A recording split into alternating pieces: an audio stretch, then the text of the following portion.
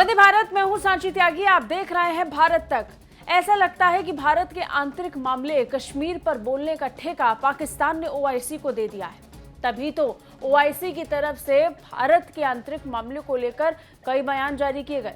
दरअसल मौजूदा समय में परिसीमन आयोग ने परिसीमन से जुड़ी हुई एक रिपोर्ट भारत सरकार को दे दी है और जब से ये रिपोर्ट भारत सरकार के पास पहुंची है तभी से पाकिस्तान में खलबली मची हुई है। अब पाकिस्तान की लिखी हुई ये स्क्रिप्ट ओआईसी पढ़ने लगा है। यही कारण है कि जो पाकिस्तान के शब्द कुछ समय पहले तक विदेश मंत्रालय की तरफ से जारी किए गए थे, बिल्कुल वैसे ही ये शब्द इस समय ओआईसी की तरफ से जारी किए गए हैं, जिस पर कई तरीके के सवाल तो खड़े होते ही हैं। साथ ही साथ ये भी जाहिर होता है कि ओआईसी किसके इशारों पर अब चलने लगा है। अब इस पर भारत ने जवाब दे दिया और पलटवार करते हुए सख्त हिदायत ओआईसी को दे डाली। जम्मू कश्मीर में हो रहे परिसीमन को लेकर पाकिस्तान के बाद ओआईसी ने टिप्पणी कर दी। हालांकि इस पर भारत ने ओआईसी को सख्त हिदायत देते हुए अपना संदेश दिया और कहा कि भारत के आंतरिक मामले पर ओआईसी ना बोले। जम्मू कश्मीर में परिसीमन को लेकर इस्लामिक सहयोग संगठन की टिप्पणी पर विदेश मंत्रालय के प्रवक्ता अरिंदम बागची ने कहा, हम इस बात से निराश हैं कि ओआईसी सेक्रेटेरिएट ने एक बार फिर भारत के आंतरिक मामलों पर अनुचित टिप्पणी की है। जम्मू कश्मीर हमारा अभिन्न हिस्सा है और अविभाज्य हिस्सा है। भारत ने पाकिस्तान का नाम लिए बगैर कहा कि संगठन को किसी एक देश के इशारे पर अपना सांप्रदायिक एजेंडा फैलाने से परहेज करना चाहिए। बता दें, इससे पहले इस्लामिक सहयोग संगठन के सचिवालय ने जम्मू कश्मीर के चुनावी क्षेत्रों के परिसीमन के प्रयासों को लेकर कड़ी आपत्ति जाहिर की थी।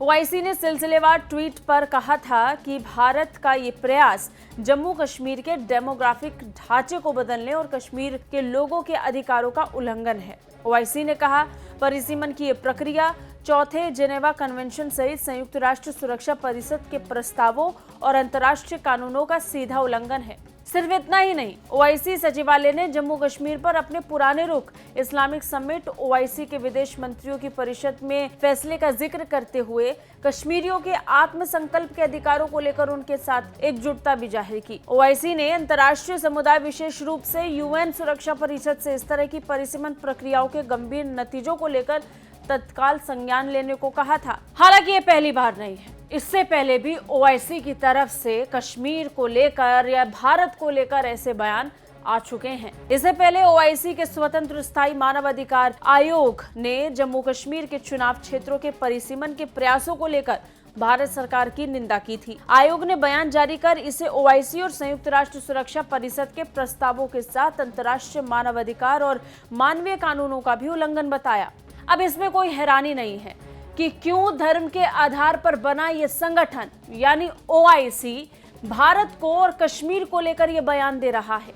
निश्चित ही ऐसे सहयोग संगठन को जिंदा रहने के लिए सांप्रदायिक मुद्दों की जरूरत है, क्योंकि ऐसे संगठन धर्म के आधार पर ही बने हैं। लेकिन ओआईसी को अपनी गरिमा का मान रखना चाहिए और समझना चाहिए कि जब वो मानवाधिकार या फिर किसी भी अन्य मुद्दों को लेकर कोई टिप्पणी देता है तो उसे विचार करना चाहिए कि वो किस संदर्भ में दे रहा है, और अगर दे रहा है तो बाकी पहलुओं पर भी दे, बाकी मुद्दों पर भी दे, क्योंकि विश्व में ऐसे बहुत से कोने हैं जहां पर मानव अधिकारों का उल्लंघन होता है। और अगर इस लिस्ट पर जाएंगे तो पाकिस्तान यहां पहले नंबर पर आता है। जहां अल्पसंख्यकों पर बार बार वार प्रतिकार होता है, वहीं बलूचिस्तान की स्थिति तो किसी से छिपी ही नहीं है। कैसी लगी ये रिपोर्ट, कमेंट करके जरूर बताइए। बाकी रक्षा और विदेश मामलों से अपडेट रहने के लिए देखते रहिए भारत तक। जय हिंद।